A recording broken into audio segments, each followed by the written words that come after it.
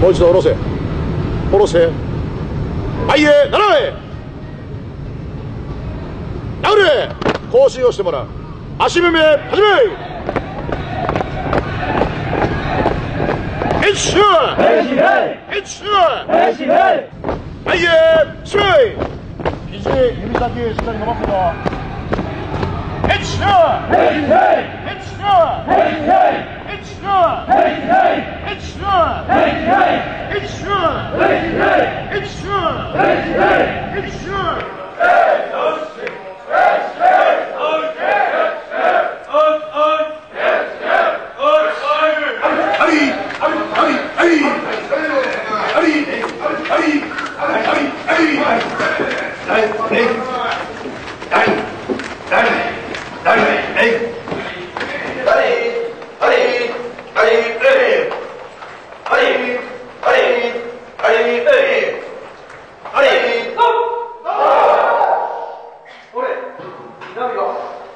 La prison de Fuchu est l'une des plus importantes et des plus sévères du Japon.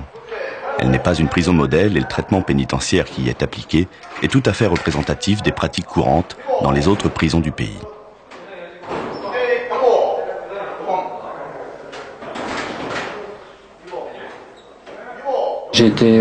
Le jugement s'est fait après 3 mois. Donc j'ai été condamné à 3 ans de prison.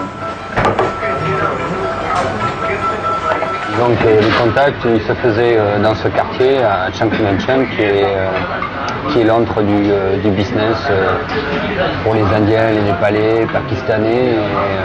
Et donc à ces endroits, dans ces petits chai shops où on vient boire le thé, étant donné que les Népalais étaient interdits de séjour sur le Japon à cause du trafic, ils venaient ici pour chercher les jeunes voyageurs qui étaient des proies en fin de compte pour leur business. Moi j'ai été contacté par un Suisse qui avait déjà fait ce genre de run et il m'avait mis en contact avec le Népalais pour faire un voyage, pour faire le run. Ça te rapportait combien? C'était 1000 dollars américains. On est monté dans la chambre ensemble. Là, c'est allé très vite. Je me suis déshabillé, ils m'ont ceinturé avec de l'adhésif, le kilo de hashish. Là, j'ai sauté dans le taxi, je suis parti. Et arrivé à l'aéroport, j'ai même pas eu le temps d'enregistrer mes bagages. Je suis monté direct dans l'avion avec mon sac. J'arrive à Tokyo, je suis descendu, je suis passé au contrôle et là, j'ai été interrogé de suite.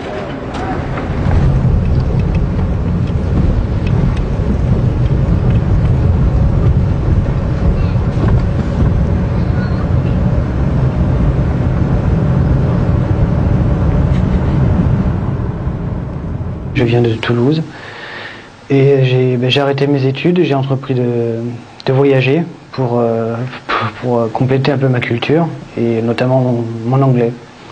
Donc je viens de Thaïlande, j'ai visité un petit peu différents pays tels que le Népal, la Thaïlande, le Sri Lanka et puis notamment le Japon.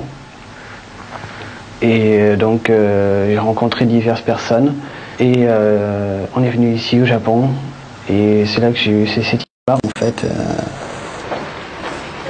Donc j'étais arrêté à l'aéroport de Narita avec une quantité, donc avec cet Allemand, en tout de 800 grammes environ de cannabis.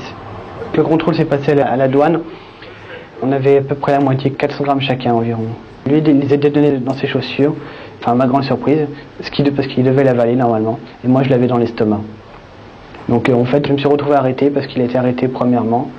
Et en fait, il m'a dénoncé en disant que je voyageais avec lui et donc voilà, pour environ à peine 800 grammes de cannabis. J'ai eu 4 ans de détention. Premier temps, c'est le numéro, c'est-à-dire perte d'identité. C'est maintenant, je m'appelle 4182. Parce que lorsqu'on arrive, je suis arrivé à Fuju, la première semaine, on doit apprendre notre numéro en japonais, parce qu'on doit rentrer dans le système, se familiariser avec le japonais, et puis apprendre la discipline et le règlement, c'est-à-dire les marches. Et puis le plus difficile, je pense que c'est de se familiariser avec le japonais. Et la formation, elle est longue, elle se fait sur des mois. Disons qu'il y a un code à avaler qui est un bouquin qui fait au moins 40 pages avec tout ce qu'il faut respecter à l'intérieur de la prison, les exercices qu'il faut faire, les gestes que l'on va faire.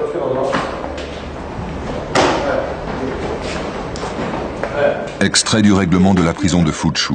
Avant-propos. À dater de ce jour, vous êtes incarcéré à la prison de Fuchu.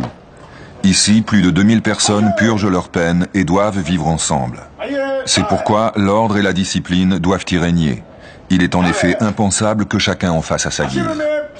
C'est dans cet esprit que les règles, qui sont plus nombreuses que celles de la vie normale, ont été définies. Cette brochure explique ce qu'il faut savoir et respecter pendant le séjour carcéral. Pour vous éviter des problèmes, il vous appartient de lire ce document jusqu'à la fin. Je souhaite que cette brochure vous permette d'effectuer un parcours sans encombre et que lorsque vous quitterez cette prison, vous serez devenu une personne socialement normale.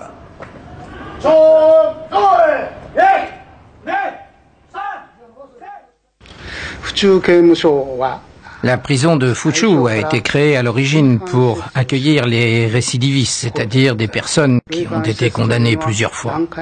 Et donc les gens que l'on reçoit ici sont en quelque sorte triés sur le volet. La population carcérale de la prison de Fuchu se décompose actuellement de la façon suivante.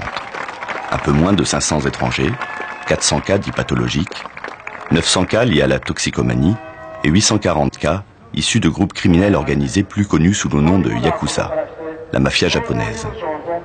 Le nombre moyen de condamnations par prisonnier est de 5,1 condamnations et le record est de 40 incarcérations.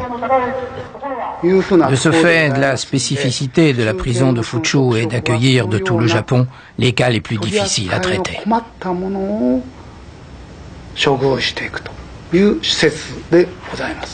Donc l'organisation dans la cellule, elle est très stricte. C'est-à-dire, bon, à l'époque où moi j'étais, on était 300 étrangers. Le gardien, quand il regarde à travers la porte vitrée, il doit voir les mêmes images dans chaque cellule avec la position des mêmes objets et du détenu. C'est-à-dire que l'on n'a pas le droit d'être debout, déjà. Ça, c'est interdit. D'allonger ses jambes sur le tatami, c'est interdit. C'est position de lotus. Il est absolument interdit d'appuyer son dos contre le mur. Il est interdit de regarder par la fenêtre. C'est-à-dire on doit être à l'intérieur de sa cellule, à son poste de travail, sur sa table, et être occupé à une activité intellectuelle. C'est-à-dire travailler la langue, lire, mais absolument interdit d'être oisif.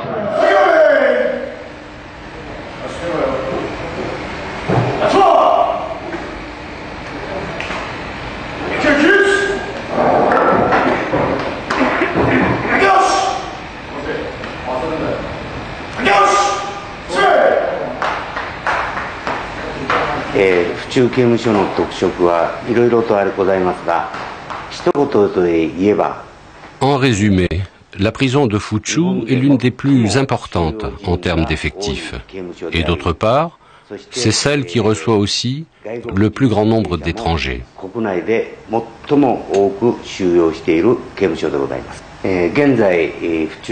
La capacité de la prison de Fuchu est de 2600 places. Mais aujourd'hui, nous avons environ 2300 prisonniers.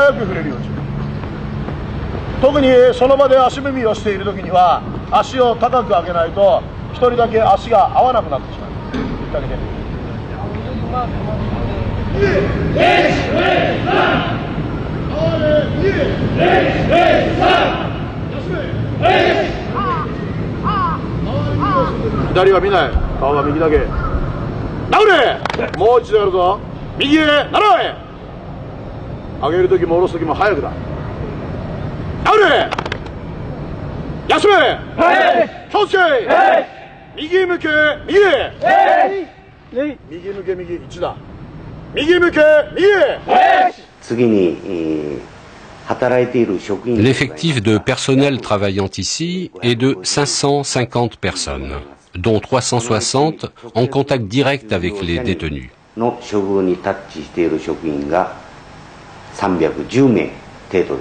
Le traitement de la prison de Fuchu n'a rien de particulier, parce qu'au Japon, la prison vise essentiellement la réhabilitation des individus.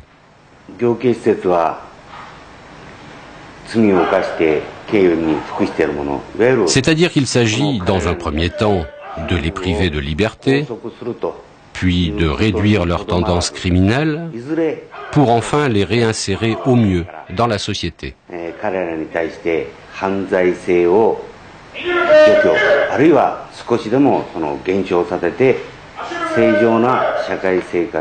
Notre rôle ici est de les aider, et notre principal objectif est de les empêcher de récidiver.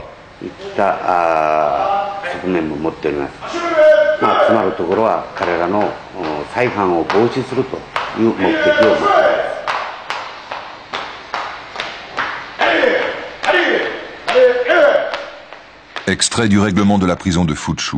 Chapitre 2. Règlement général. Petit 1. L'égoïsme n'a pas sa place dans la vie en groupe. Petit 2. Il faut faire preuve de politesse et de respect envers les autres. Petit 3. Il faut mettre à profit sa détention pour réfléchir sur ses actes passés et faire des projets d'avenir. Petit 16. Il faut toujours suivre les ordres du gardien, même s'il n'en est pas fait état dans cette brochure.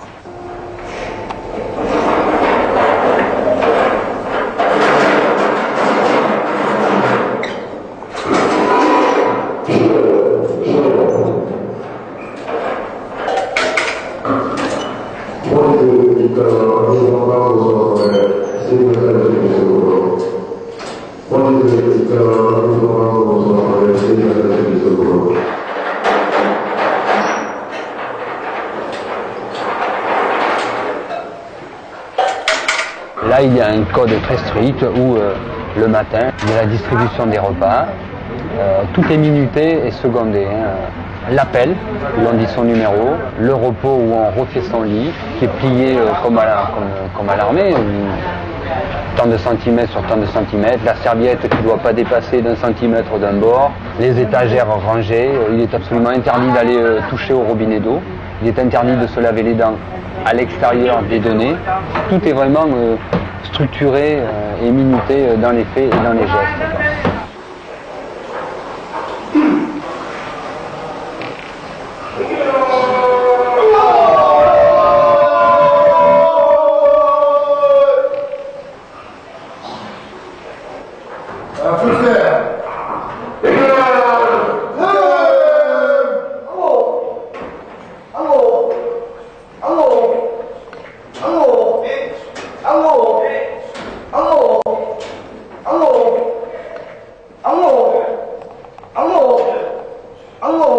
Extrait du règlement de la prison de Fuchu. Chapitre 7. Le travail. Premièrement, obligation de travail. Le travail est l'aspect le plus important de la vie du prisonnier. Même dans la vie sociale, travailler apparaît normal et fondamental. La loi oblige le détenu à accepter le travail qui lui est assigné. C'est pourquoi, même si le travail assigné ne correspond pas aux souhaits du détenu, il doit néanmoins travailler consciencieusement et avec ardeur. Le refus de travailler, la nonchalance au travail ou le fait de demander à changer de travail sont des actes qui vont à l'encontre de cette obligation et qui, par conséquent, sont hautement répréhensibles. Le travail étant imposé par la loi, il appartient au détenu de faire les efforts nécessaires et de rechercher du plaisir dans son travail.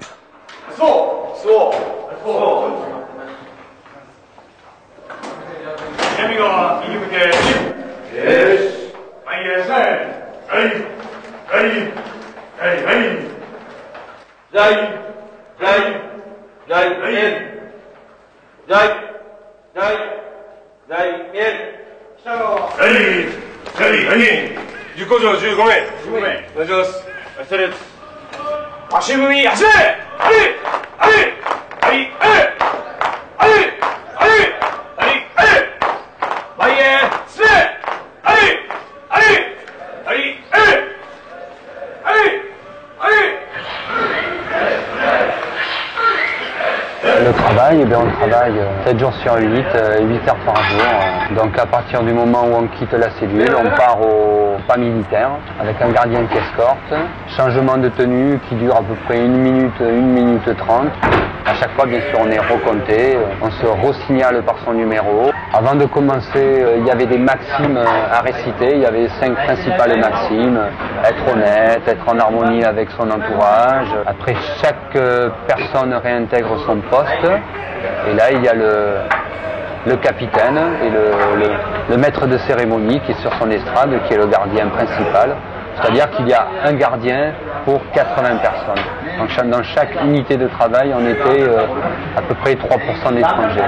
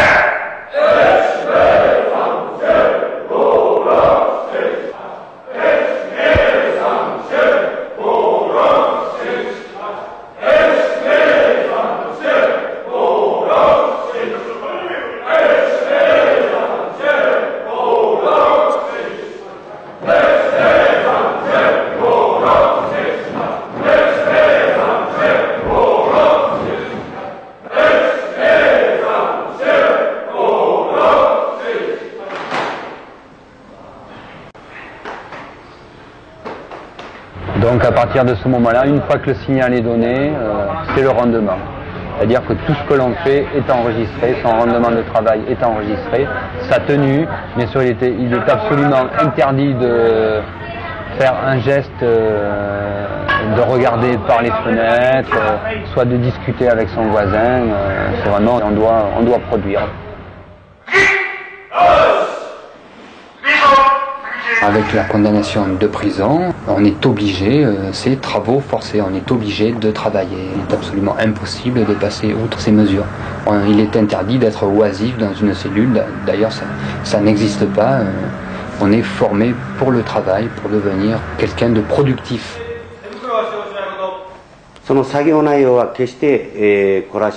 Le travail obligatoire, ce n'est ni des travaux forcés, ni de l'esclavage.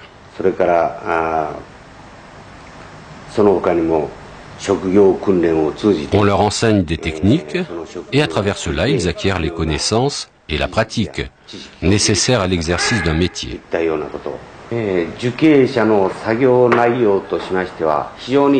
Il existe beaucoup d'activités pour les prisonniers. Il y a de la menuiserie, de la couture, de la maroquinerie, de la chaudronnerie, de la mécanique auto, etc.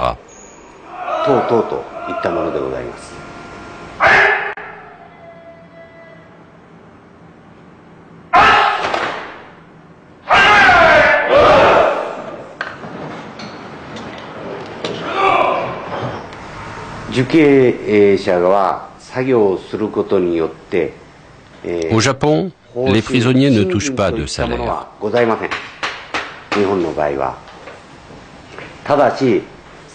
Mais à présent, en fonction de leur production et de leur conduite, ils touchent une prime de gratification payée par l'État.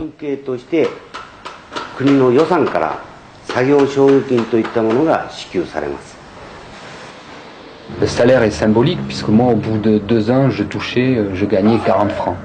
Et ces 40 francs étaient réinjectés dans le système de la prison.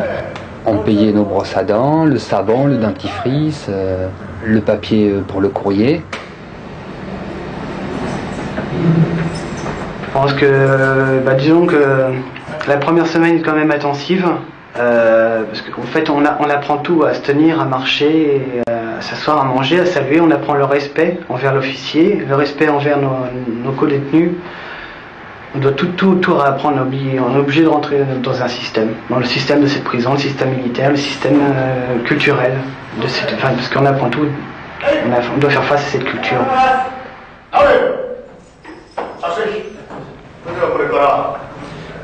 Nous allons vous expliquer les règles de la vie ici. Elles sont très importantes. D'abord, on va vous expliquer la nourriture. C'est sans doute ce qui vous préoccupe le plus. Il existe 3 menus. Menu A, menu B, menu C.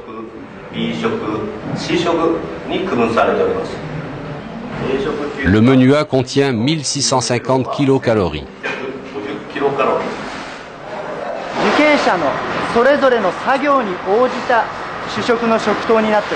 La quantité de nourriture est calculée en fonction du travail du prisonnier. Par exemple, pour ceux qui travaillent beaucoup ou restent longtemps debout, on leur donne le menu A. Pour ceux qui travaillent assis sur les ordinateurs, par exemple, on donne le menu B. Pour ceux qui travaillent dans leur chambre, au pliage de papier, par exemple, on donne le menu C.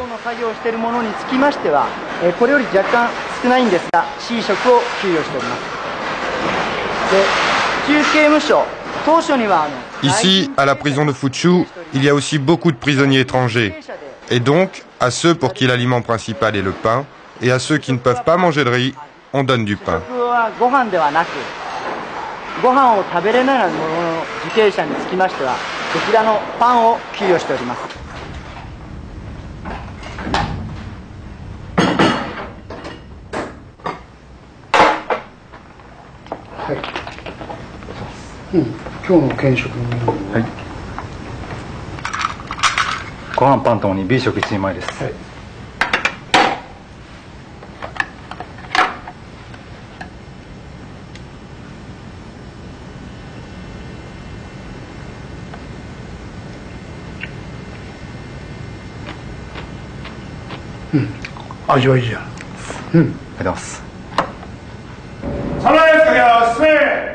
Alors le déjeuner, donc midi moins le quart, on arrête les machines, contrôle que tous les outils soient à leur place, on se met en rang, et donc on va s'installer dans le réfectoire, et là on a un quart d'heure pour manger, avec interdiction de parler bien sûr.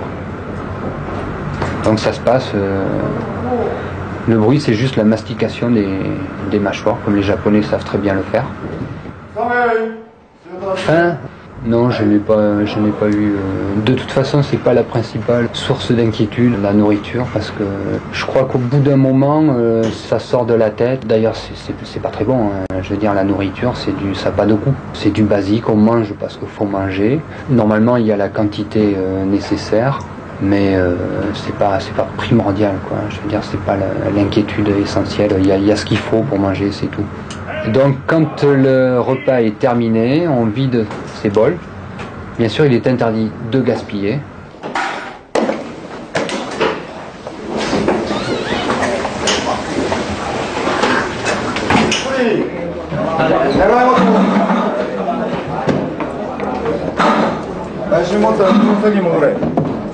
Après, on a 8 minutes où l'on a l'autorisation de discuter entre nous à voix basse. Et bien sûr sans se lever, sans bouger à l'intérieur du réfectoire. Une fois les 8 minutes passées, on réintègre son poste, avec bien sûr toujours la même histoire, numéro, contrôle.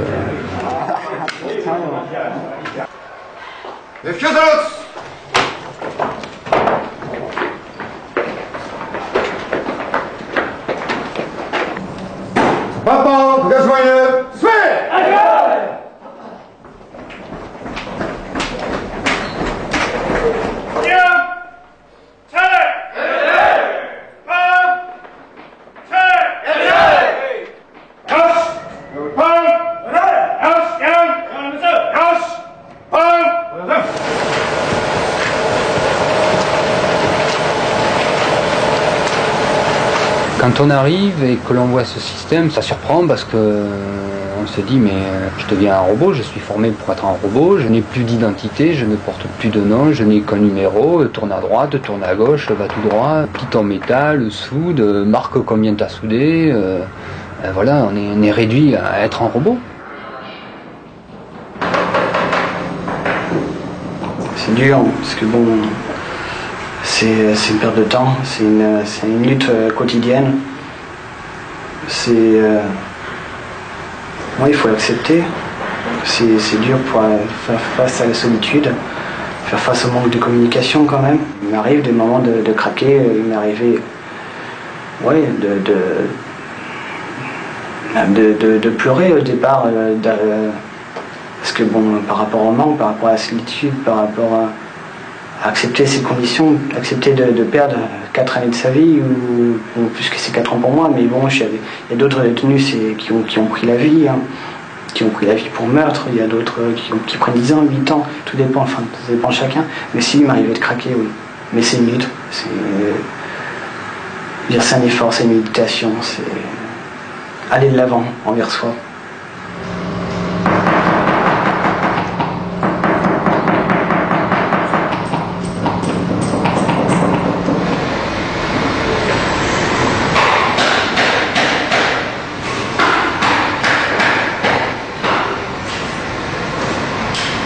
Ça m'a toujours impressionné, c'est de voir qu'il y avait un gardien pour 100 détenus. Alors qu'à l'intérieur, ce sont les Yakuza, les hommes les plus dangereux, la mafia japonaise.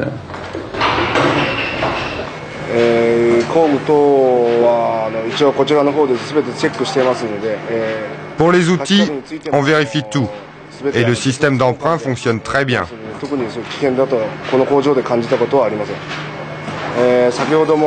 Et donc, personnellement, je ne me suis jamais senti menacé ici. Comme vous l'avez vu tout à l'heure, il y a ici beaucoup d'outils dangereux qui pourraient servir d'armes. Mais ici, c'est la confiance qui prime. Je fais confiance aux prisonniers et eux me font confiance en retour.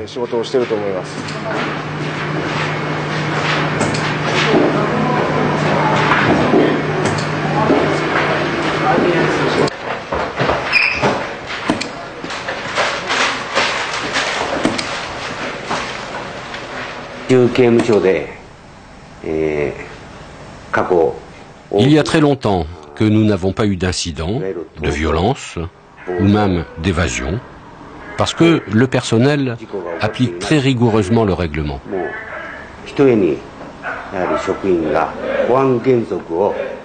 On se préoccupe aussi beaucoup de l'état psychologique et affectif des prisonniers.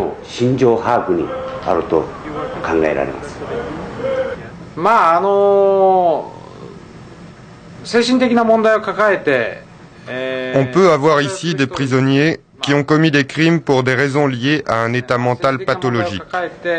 Et je trouve donc très positif que nous ayons des gens pour traiter ces cas-là.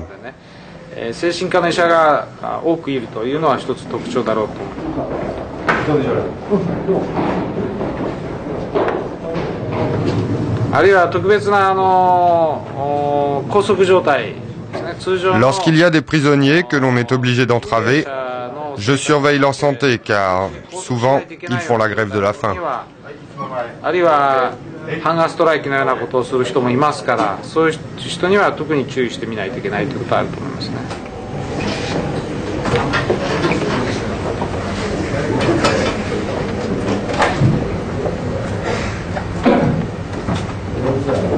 Le règlement est très dur, hein. Le règlement dans la prison, il ne pardonne pas.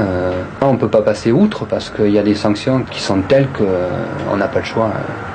Si on ne suit pas ces directives, on part dans des cellules d'isolation où on se retrouve ce qu'on appelle Shobat, donc qui est le système de punition. On l'explique où pendant 6 mois, on va se retrouver à regarder un mur. Donc à partir de ce moment-là, on n'a plus droit au courrier, on n'a plus droit à la lecture, on n'a plus droit au sport, on n'a plus droit au minimum de communication que l'on avait.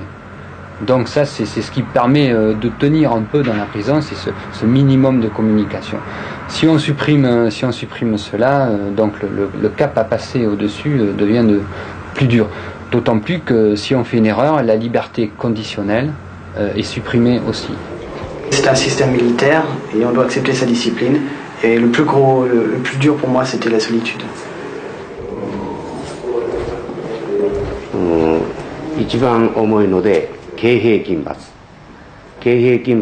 La punition la plus sévère consiste à méditer toute la journée, assis, genoux serrés.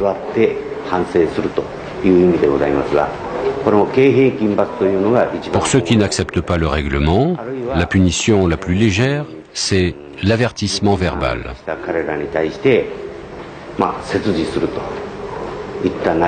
Et à partir de là, il y a 10 échelons de punition.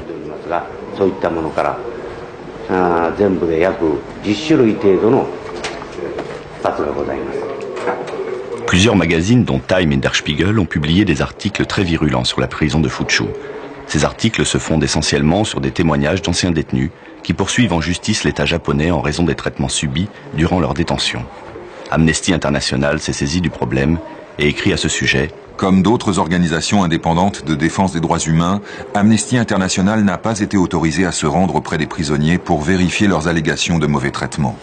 On a également empêché l'organisation d'inspecter les cellules de protection, le quartier de la prison où des châtiments abusifs seraient appliqués. En effet, le secret qui entoure tous les aspects de l'administration pénitentiaire au Japon contribue à offrir un terrain propice aux violations des droits humains. Nous n'avons pas non plus été autorisés à filmer ni à visiter ces fameuses cellules de protection appelées Ogobo. Le Ogobo n'est pas une punition. C'est une cellule dite de protection. Pour y être assigné, il y a certaines conditions. Par exemple, ceux qui hurlent tout le temps, ceux qui ont des comportements violents, ou ceux qui ont des tendances suicidaires, on les place dans les Ogobo pour leur propre protection. Le Ogobo n'est donc pas une punition.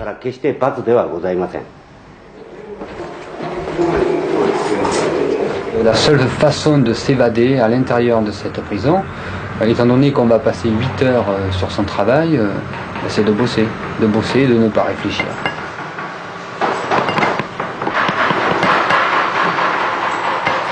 Personne n'est armé, il y a juste des bâtons.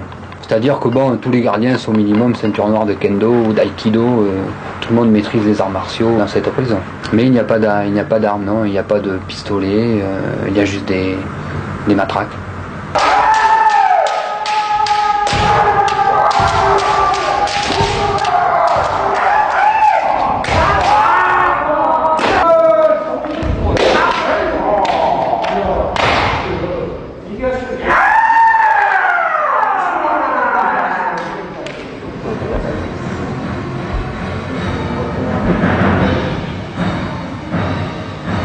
Non, moi je n'ai pas eu de sentiment de peur. Je n'ai pas éprouvé de peur. C'est pas de la peur, hein. L'angoisse, oui, mais pas de la peur. Personnellement, je me sens pas du tout en danger. Non, je crois que, comme je disais, bon, le système français est civil, le système japonais est militaire, et le grand avantage, un des grands avantages de ce système militaire, c'est vrai qu'on nous demande beaucoup de rigueur, beaucoup de discipline, mais nous avons la sécurité.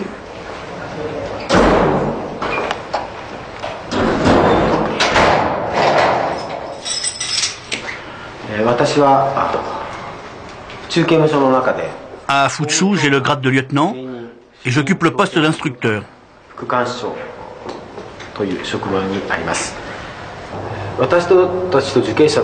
Les relations entre les prisonniers et moi, même si parfois il est difficile de parler de relations, sont à mon sens des relations humaines.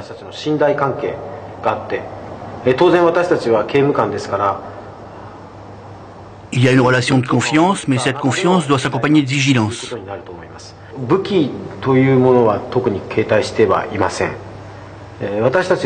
Je ne porte pas d'armes.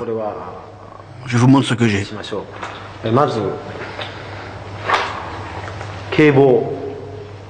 Par exemple, ça, c'est un kebo. Il y en a aussi en bois. On ne l'utilise que si un prisonnier nous attaque avec une arme. Avec ça, on a le droit de frapper qu'à partir de l'épaule. Jamais à la tête. Je ne considère pas cela comme une arme, mais comme un instrument de défense.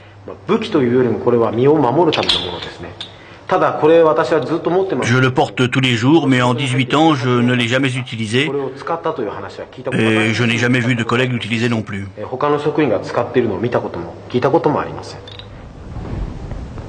Les trafics à l'intérieur de la prison, ça n'existe pas.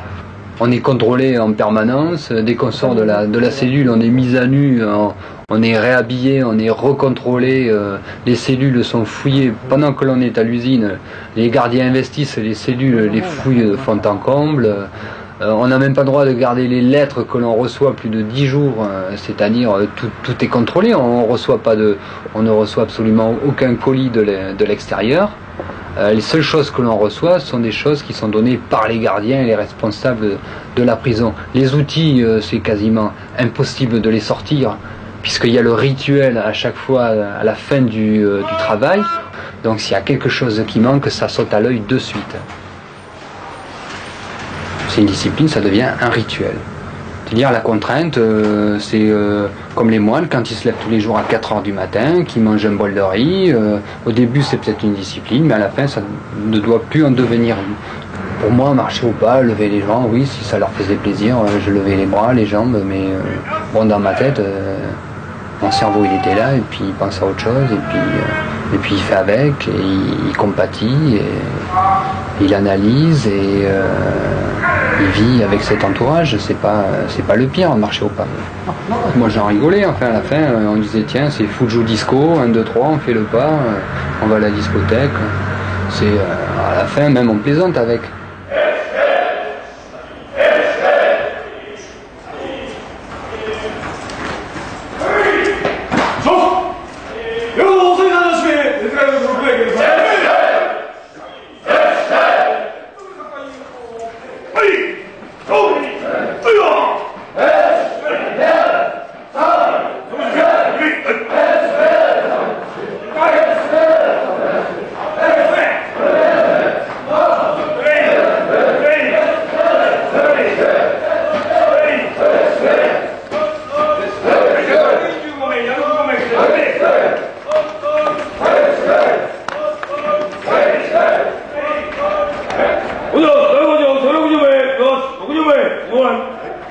Je pense que la persécution sur des individus, s'il y en a, elles sont provoquées par le détenu.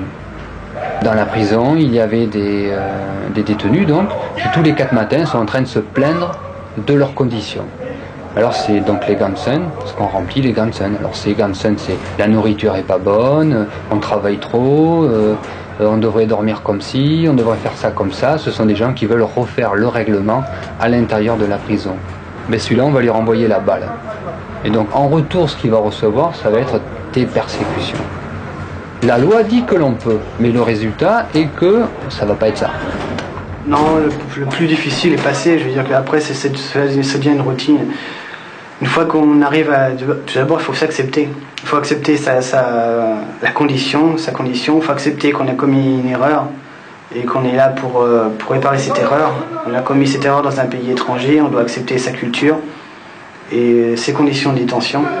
Et donc maintenant, le plus difficile est passé, c'était le premier mois, je pense. La première semaine et puis le premier mois.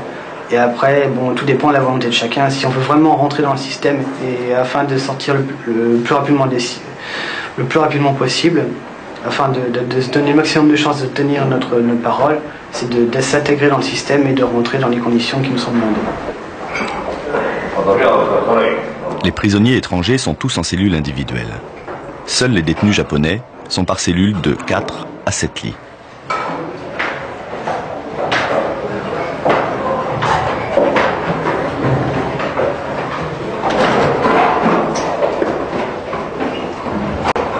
La situation est acceptable.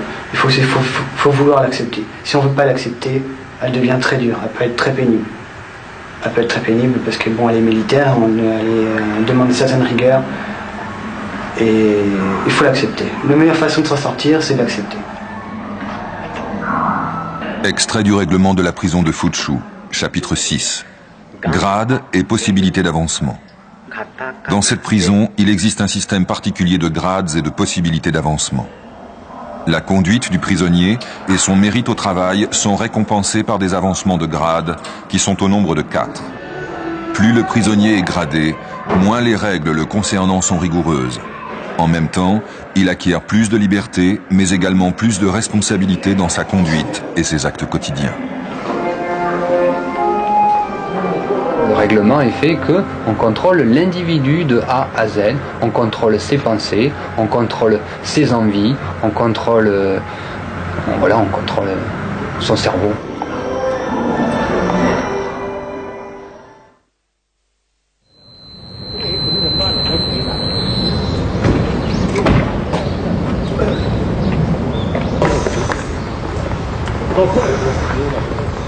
Les gardiens ne sont pas là pour nous dévaloriser, non.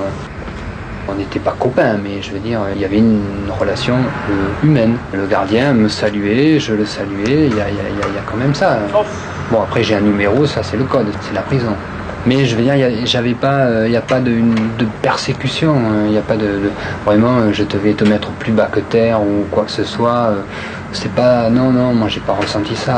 J'ai pas eu ce genre de relation toujours. Hein. Non, dans le règlement, il y a un côté positif. Parce que le règlement explique que ce n'est pas parce qu'on est en prison que l'on doit perdre son temps et que l'on doit se sentir justement dévalorisé. Le règlement stipule qu'au contraire, il faut positiver. Il faut essayer d'être créatif. Bon, créatif c'est un bien grand mot, mais d'être quand même, de se sentir exister. Extrait du règlement de la prison de Fuchu. Chapitre 9. Enseignement et bibliothèque.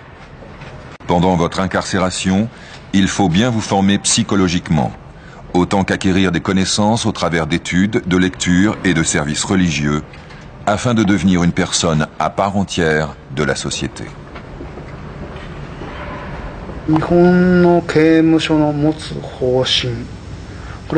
Le principe du système de traitement pénitentiaire japonais fait aujourd'hui face à de nombreux problèmes. L'un d'eux est l'augmentation importante de prisonniers étrangers.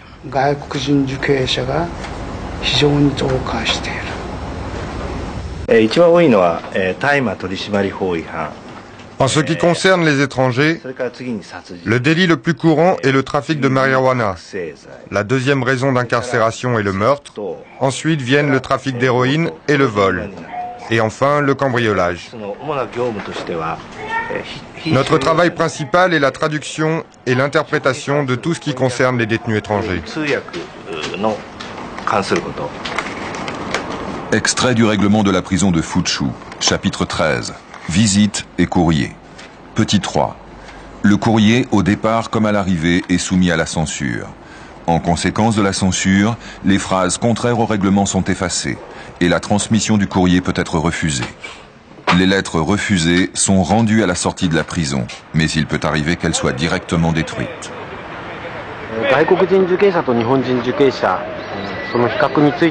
Si l'on compare les comportements entre détenus japonais et détenus étrangers, je ne vois pas de différence.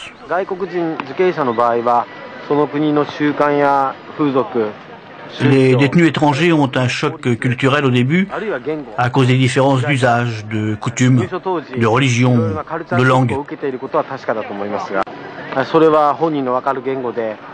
Nous essayons de résoudre ces problèmes dans leur langue. Pour moi, un bon détenu, c'est celui qui ne récidive pas, qui pour cela s'est forgé une conscience et un esprit fort.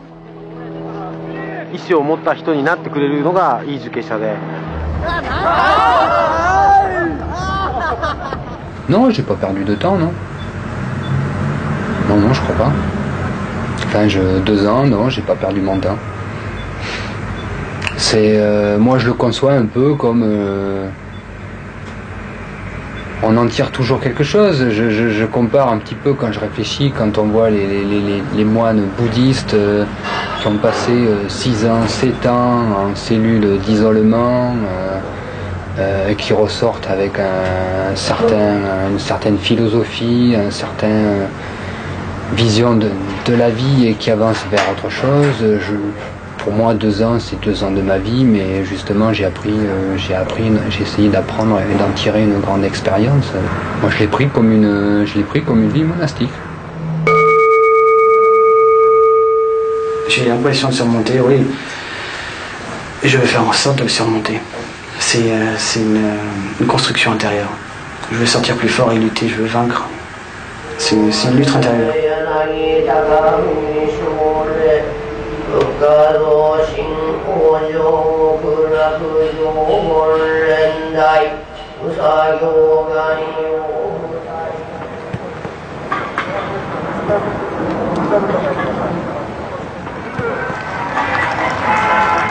Les Jeux Olympiques de Fuzhou. Alors les Jeux Olympiques commencent par une sélection. Donc pendant la demi-heure de sport que l'on a sur la semaine, il y avait 3 jours donc de sport, 3 demi-heures dans la semaine et 2 douches d'une demi-heure. Donc voilà. À partir de là, l'on va déterminer les gens qui vont participer à ces rencontres interusines.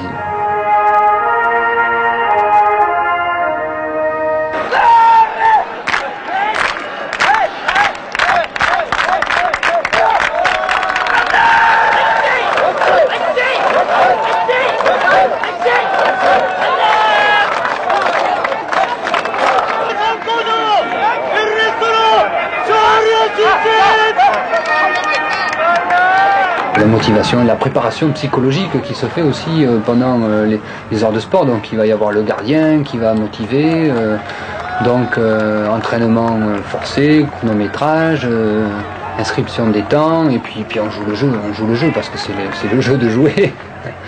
On ne le fait pas en dilettante, on essaye de le faire vraiment comme si on était un sportif de haut rang et de se donner à fond aussi dans l'épreuve sportive. Donc on prend ça vraiment à cœur et très au sérieux, même si à la fin on gagne une savonnette ou une brosse à dents. Ça c'est la règle primordiale chez les Japonais. Pour quoi que l'on fasse, il faut savoir se donner, il faut savoir donner de soi.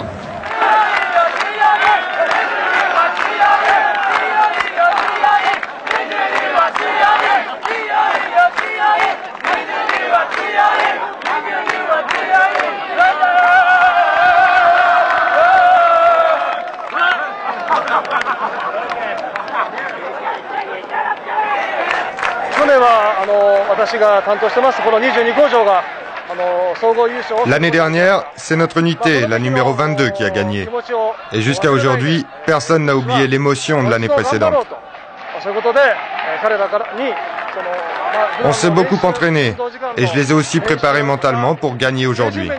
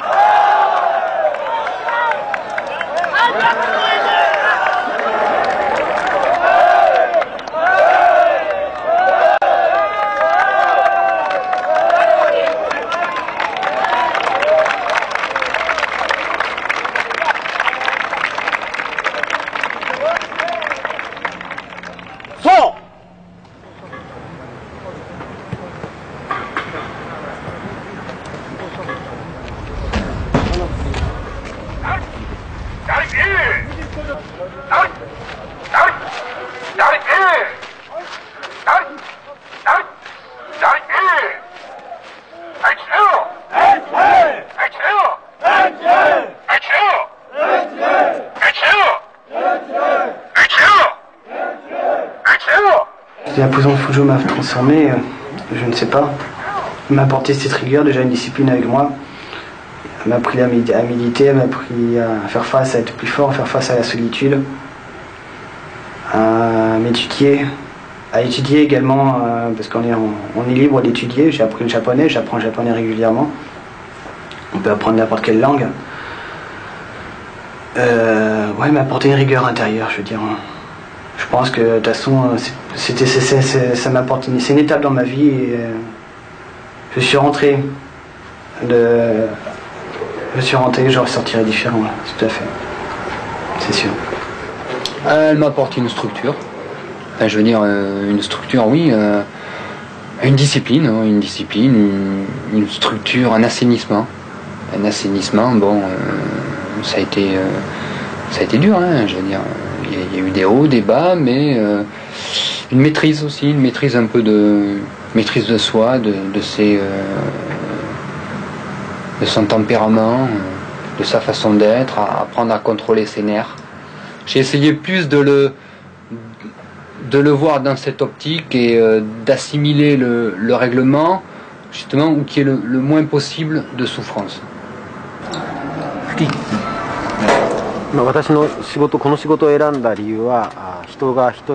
J'ai choisi ce métier parce que je voulais aider les gens.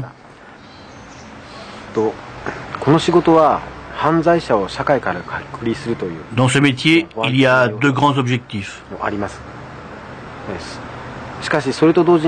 Retirer des gens de la société pour la protéger et réhabiliter ces gens en même temps.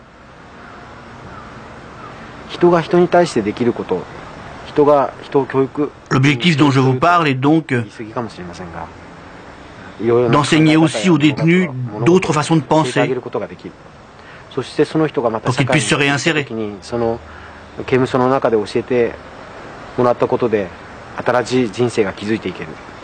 Si par exemple un détenu fonde une famille, éduque un enfant,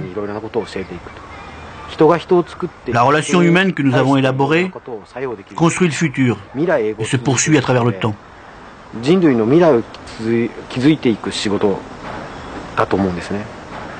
J'aime vivre jour le jour. J'ai pas pensé au futur, je ne pense pas au futur. Je vivais au jour le jour. Maintenant j'envisage un futur, j'envisage une stabilité. J'envisage de construire un foyer et de retrouver ma famille. Ouais, il faut avoir un foyer, une famille. Et oublier, enfin mettre cette partie de ma vie entre parenthèses et la mettre de côté. Et peut-être rentrer dans des normes. Voilà, c'est ça, rentrer dans des normes. Et peut-être que j'étais plus ou moins ce qu'on peut appeler marginal, je sais pas. Tout dépend à quelle définition on se donne. Enfin, chacun donne une définition à la marginalité, mais j'étais peut-être plus ou moins marginal. Disons que je vais mettre une fin à tout ça et rentrer dans des stabilités. Enfin, c'est difficile d'exprimer tout ça, c'est tellement de choses, et puis penser au futur encore, c'est dur de penser au futur quand on est emprisonné, quand on a encore du temps, on a encore 1 an, 2 ans à faire, ou 3 ans, penser à demain. Il y a un changement, c'est quand je suis rentré, quand je suis sorti, oui, il y a des choses qui ont évolué en moi. C'est évident, quand on passe 2 ans dans une prison japonaise, il est obligé qu'il y ait une transformation. Et justement, cette transformation, il fallait qu'elle soit du bon côté et non pas du mauvais côté. Donc l'évolution, oui, c'était mieux se comprendre, mieux se gérer, mieux se contrôler, être moins naïf, être, quand on sort, fort et être prêt, ne pas perdre ses repères quand on va se retrouver tout d'un coup dans l'autre monde. Mais bon, ça, une fois qu'on a passé ce cap dans la prison, je pense qu'à l'extérieur, c'est plus un problème.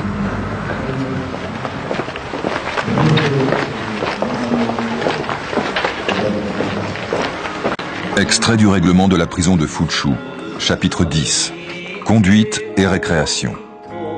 Troisièmement, activités sportives et rencontres festives. Petit b.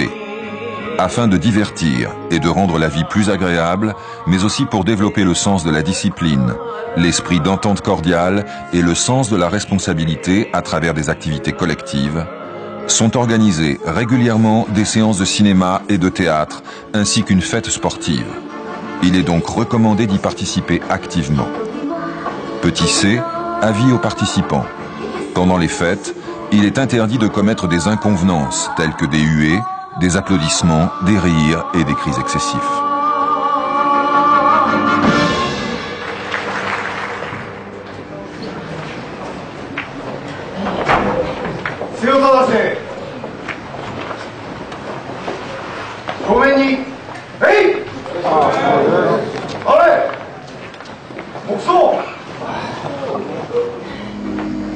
Les autorisations de tournage ont demandé 2 ans de négociations auprès du ministère de la Justice japonais et de l'administration de la prison de Fuchu.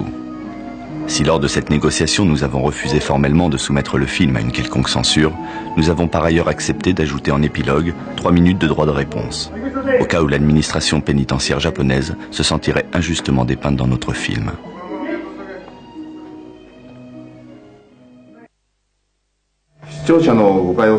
Je voudrais faire quelques commentaires pour qu'il n'y ait pas de malentendu avec le public.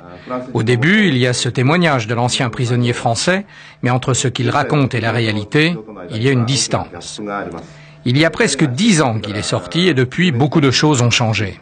Et même lorsqu'il était encore en prison, les choses n'étaient pas exactement comme il le raconte. Il y a des exagérations et des malentendus. Nous sommes gênés que vous croyiez tout ce qu'il raconte.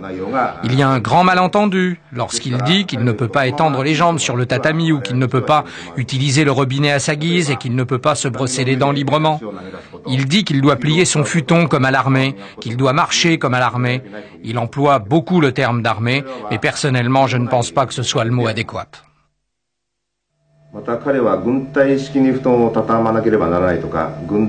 La maîtrise de soi, la discipline et l'ordre matériel sont essentiels pour pouvoir vivre en groupe au Japon.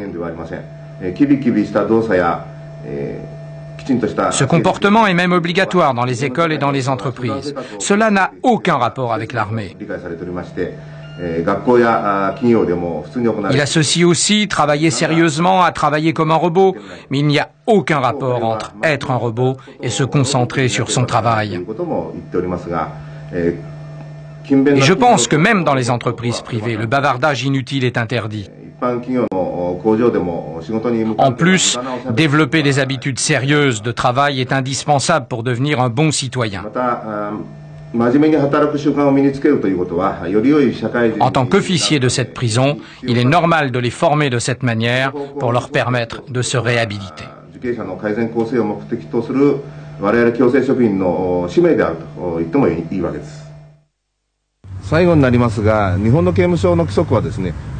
Pour finir, il est vrai que si l'on compare la prison japonaise avec la prison occidentale, notre prison peut paraître très rigide. À l'intérieur de la prison, il y a beaucoup de hors-la-loi.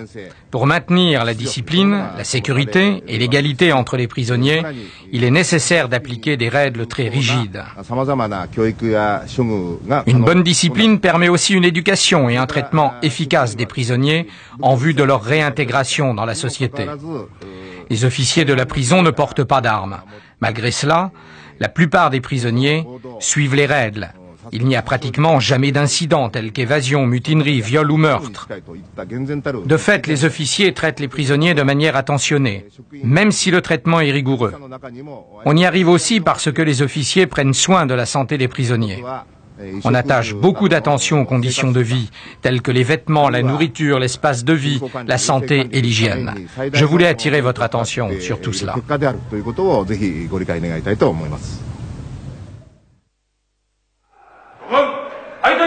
L'administration de la prison de Fuchu nous a par ailleurs demandé de préciser que quelques mois après le tournage, certaines pratiques avaient cessé, et que par conséquent notre film n'était plus une représentation fidèle de la réalité. Notamment, la récitation des 5 principes répétés en chœur au début et à la fin du travail n'aurait plus cours. De même, la discipline se serait assouplie et lors des déplacements, les détenus ne seraient plus tenus de balancer les bras à 90 degrés, mais seulement à 45 degrés par rapport à la verticale.